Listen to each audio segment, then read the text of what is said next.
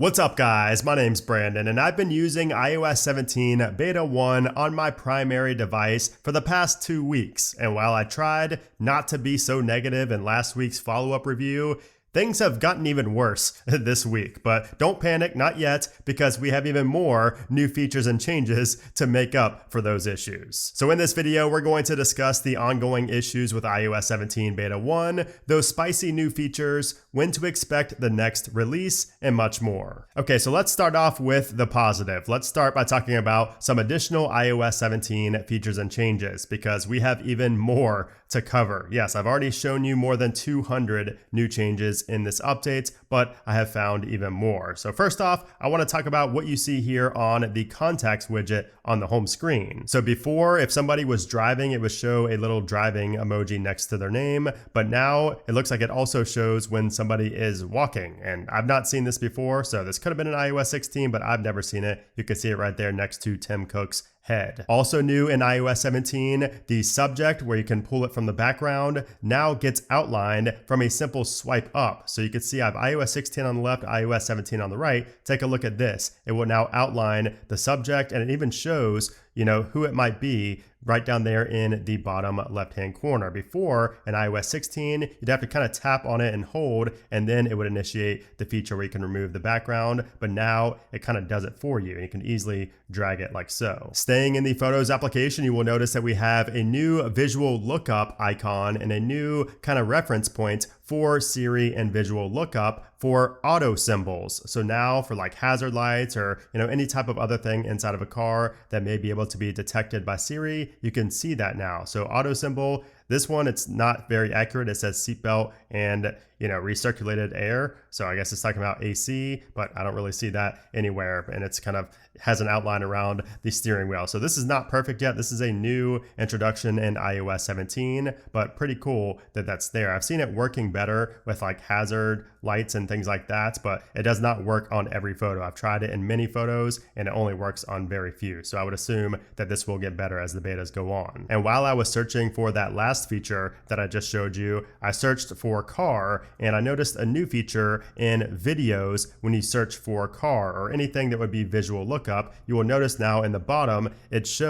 will take you directly to that part in the video where a car is detected, and it will be in yellow. If you open up a live photo and click on the drop down right here, you will notice that we have new glyph icons next to each one of these effects. So live, loop, bounce, long exposure, and off all have new glyph icons now to the right. All right, here's something I've never done in a video. I'm going to change the passcode for my device. So we're going to go down here and we're going to change passcode because there's a new feature in iOS 17 that I talked about before, but I want to show you guys how it works. So we're going to change my password to ones instead of zeros, and take a look at this. After I set my new passcode, I'll be able to use my old passcode for a full 72 hours. So it even says right here that for the next 72 hours, your previous passcode can be used to reset your new passcode if you forget it. Now, if you do not want that, you can turn that off by expiring the previous passcode. So I'll show you how this works. So basically I'll be able to put in two passwords, and they'll both work basically to get into my device. So I can try the zeros. And okay, so I guess that doesn't get in. I don't know why.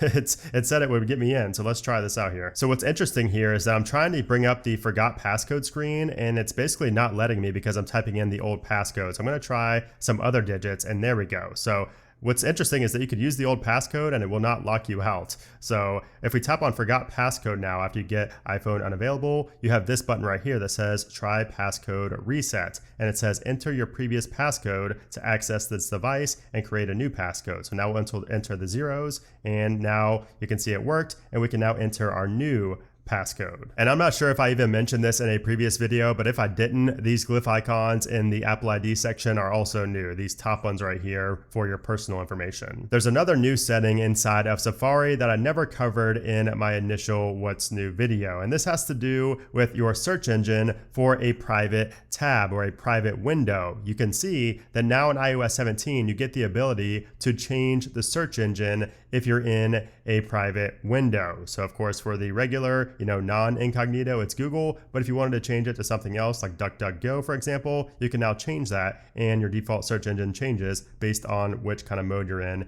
Safari. So one of the most underrated features and changes that I found that came to iOS 17 seems to just simply not be working, or maybe just not be exactly what I expected. And that is this widget right here. That is the shortcuts widget. Now, if you're wondering, why is that such a big deal to me? Well, because I thought this would give us the ability to launch applications from our lock screen without needing a third-party application, like there are a ton of in the App Store. But you can see I have a shortcut right there, and when I tap on that, it's not interactive. It just takes me into the shortcuts application, and worse off, it doesn't even take me to the specific shortcut that I selected. So I would imagine this is a bug because you are able to choose. So if we go to customize here and then go to this widget and then tap on it again, you can choose the shortcut you want, that widget to lead to, but it just simply does not lead it to that specific shortcut yet. So it looks like this is broken in beta 1, but hopefully by the time beta 2 rolls around, and especially the final release, we'll be able to launch applications from the lock screen natively with the shortcuts widgets. And something else new that I just noticed is the blue done button up there in the top right. I believe that was just the same color as cancel in iOS 16. Also, for video effects in FaceTime, you now have a slider. So if I go to my studio light, for example, and tap on these 3 dots, you have a slider for the intensity. So if you want the studio light to be more or less intense, you can now choose how that is. And you can see a live preview up there in the card, and same with portrait. If you don't want the blur to be as significant, if you don't want the depth to be as significant, you can change all of that right there. Now, a feature I've been using a lot for the past week or so is inside of screen time and then screen distance. So this is a new feature in iOS 17 that is aimed to help reduce eye strain. And it really was a wake-up call for me that I hold my phone way too close to my face pretty much at all times during the day. And this actually got so annoying, I guess because I just have such a bad habit of keeping that phone close to my face. I guess my vision is just going downhill. But anyways, this is quite annoying because it doesn't really give you a warning when it's coming up. So I'll show you kind of, how that is throughout this video. I'll kind of get my face a little bit close so I can show you how it works. But it basically just interrupts you. So like if you're in the middle of texting somebody, if you're in the middle of a game, if you're in the middle of a FaceTime call, it's going to pop up and basically just cancel out whatever you were doing. And you have to just sit there and watch it and then just hit OK. It kind of just interrupts you. I just wish there was some sort of way to disable it in certain applications. But I get it. It's a good feature for, helping reduce eye strain. And it's a cool feature, especially for children, to reduce the risk of myopia. But yeah, that's a new feature that I hope there's some tweaks to, because it goes off way too often and there needs to be some whitelisted apps down here. I did also want to touch on the new AirPods features, the new AirPods beta features here in iOS 17. So to get this, you do have to have the beta on your AirPods themselves. And in order to do that, you do need to plug up your phone to your computer, which has Xcode installed. And then once you have that, you'll be able to get the beta. Once you enable developer mode, you'll be able to get the beta for the AirPods. And this update actually includes quite a few new features. So you can see the big one here is going to be adaptive audio. So it says adaptive noise control, dynamically adjusts external noise you are exposed to. There's also personalized volume, which adjusts the volume of media in response to your environment. And then there's conversation awareness, which switches to transparency mode and reduces media volume when you start speaking to other people. So I'm just going to pull one of these out of here so you can see what this looks like. I'm kind of emulating it being in my ear with my hand here. But if you 3D press or haptic press here on the AirPods, you will notice down in the bottom we have some new options there. So we have noise control. It is now set to noise cancellation, but you can set it to adaptive right there. And we have this colorful little glyph icon for that. And then you also have conversation awareness. You could turn that on or off right there as well. You have the option for both of those. There's nothing new here in the spatial tracking or spatial audio, but you can see the new one there for adaptive audio. Now, I've used this for the past week, and I have to say, it's cool. I do notice the difference, but sometimes it can be quite annoying because it reduces my volume when I do not want it to be reduced. And I've noticed that my volume just randomly goes down at certain parts of the day. I'm not sure if it's hearing, maybe me singing a song and it's thinking I'm talking to somebody. I'm not sure, but these features you can definitely tell they're in beta. I love the idea of it, but you can definitely tell they are in beta. And if I go into my settings here, you will see that we also have those settings here for noise control. You will see the new one there is adaptive. Now, I will say the one thing I really like in this AirPods beta update is this right here, to mute and unmute. I've used this a ton of times. I did not think this was going to be as useful as it actually is.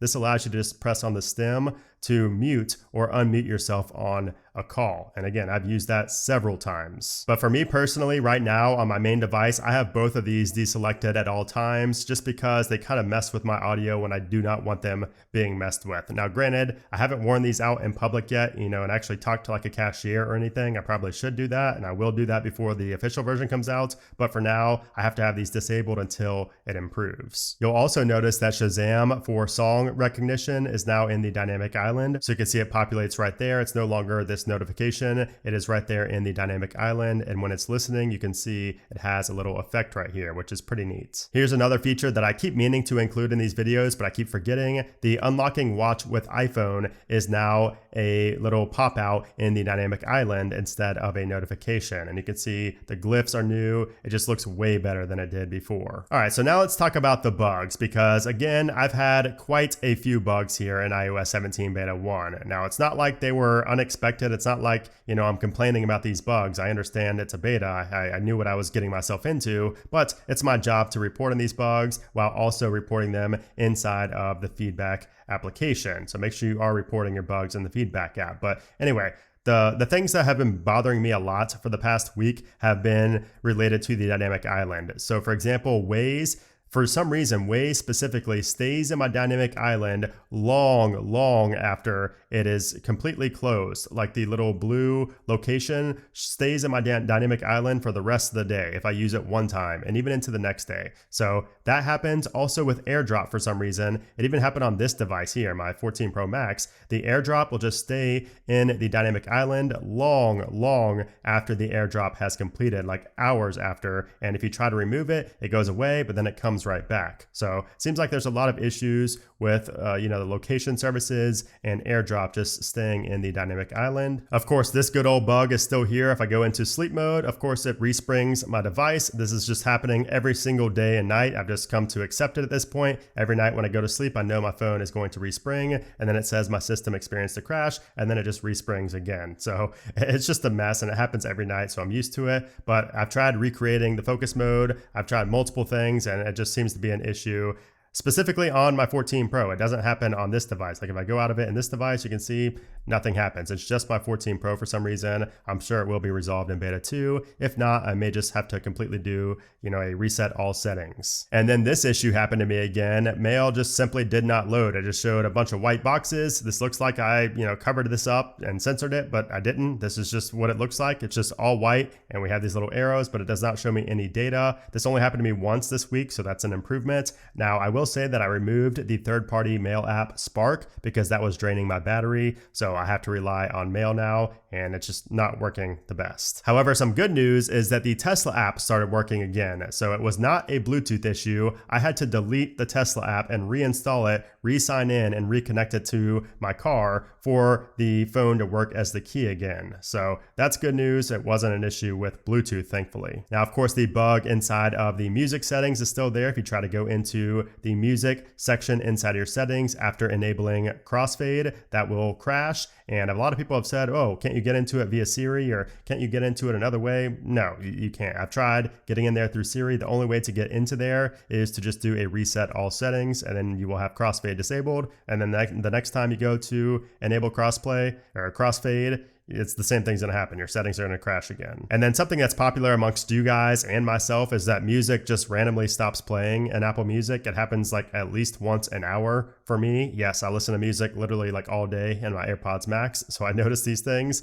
So yeah, it just randomly stops playing at least like once per hour. Now, aside from all the bugs, I have to say that the performance on iOS 17, just overall, just raw, not including UI, UX bugs, is actually pretty good. It's really not bad at all, especially compared to previous betas. Now, I do still think that iOS 16 was better. I know a lot of people had issues with iOS 16, but for me, iOS 17 is just a little bit worse in terms of even performance, but I still don't think it's bad. It can definitely be worse. Now, where it does get really bad, and I don't think it could get any worse, is the battery life. The battery life is still absolutely abysmal on every device I've tested this on, even this 14 Pro Max. You guys might need to go back and check on what this battery was at the beginning of this video, because I feel like it's just running down quicker than usual. So let me pull up my battery charts here. Yeah, I mean, just look at this. I mean, when I'm asleep, you can see every time things are using my battery. I don't understand. I do not have any time, any point during the day where my device is not being used at, either in the background while idle or just actively. So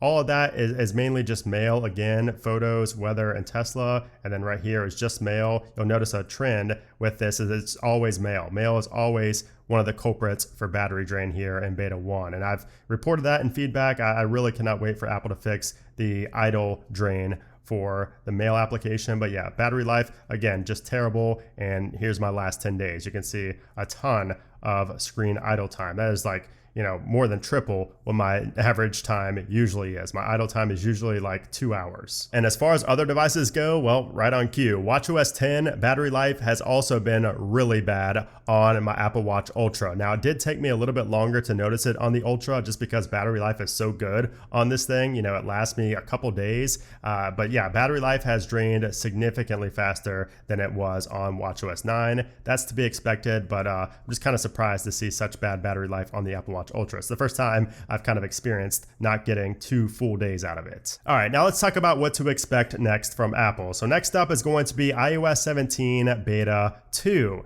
And that should be coming next week. So the week of June 19th. Now keep in mind, June 19th is a holiday. So it's Juneteenth, so we're not going to see anything on Monday, but Apple could release that second beta on Tuesday the 20th or Wednesday the 21st. And then the third developer beta will most likely be 2 weeks after that. So not the week of the 26th, but the week of July 3rd. Now again, this is a holiday weekend, which is July 4th. So there is going to be, maybe some weird release times around these areas for both beta 2 and beta 3. So just keep that in mind. And as far as the first public beta, we usually see that after beta 3, like the following week after beta 3. So if we get beta 2 next week and then beta 3 on the week of July 3rd, that means that we should see the first public beta right here on July 10th, because that is on a Monday, which is when Apple usually releases the public betas. Now, I do also want to talk about iOS 16. I know you guys don't care about iOS 16. A lot of you don't anymore now that iOS 17 is out,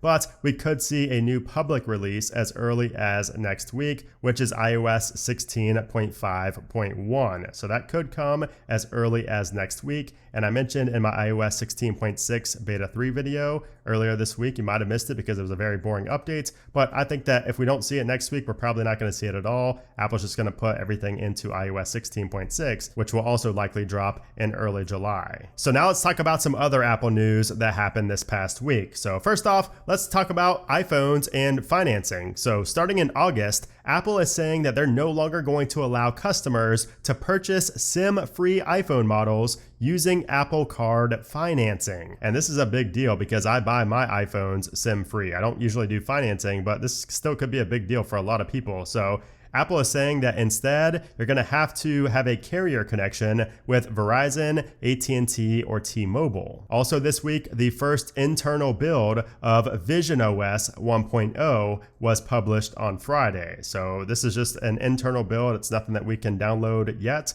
But this is pretty interesting to see this get pushed out there just in time for iOS 17 Beta 2. There could be references to the Vision Pro headset in the code. I'm not too sure if it's going to come in Beta 2 or Beta 3, but we could see that very soon. And then also iOS 16.6 Beta 3 did drop this week, and it was so boring that I hardly even remembered to include it in this video because there's really nothing going on in 16.6. As a matter of fact, I may not even make another video for 16.6 until it gets pushed out to the public. I know it's not something I normally do, but that's just kind of where we're at with those 16.6 updates. They're really a bunch of nothing. But anyway, let's talk about the final story here, which is about Reddit and how they're not backing down on their stance against third-party Reddit client Apollo and the ridiculous $20+ million that they're forcing the developer to pay to stay operational. This has been massive news. I've covered this for multiple weeks in a row on my Apple Den newsletter, linked down in the description below. But this is just getting even worse. And I say that because many subreddits are still dark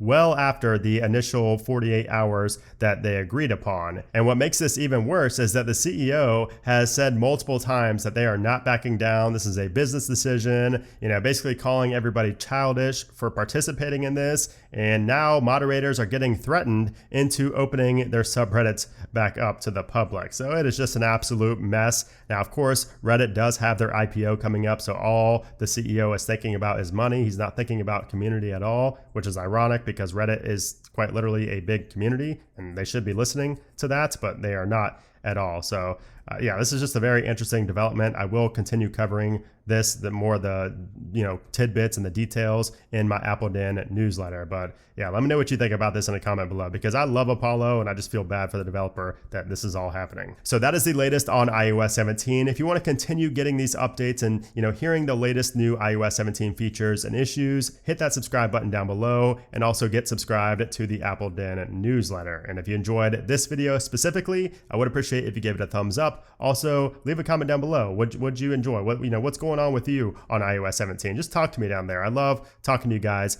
in those comments. But anyways, guys, thanks again for watching, and I'll see you soon.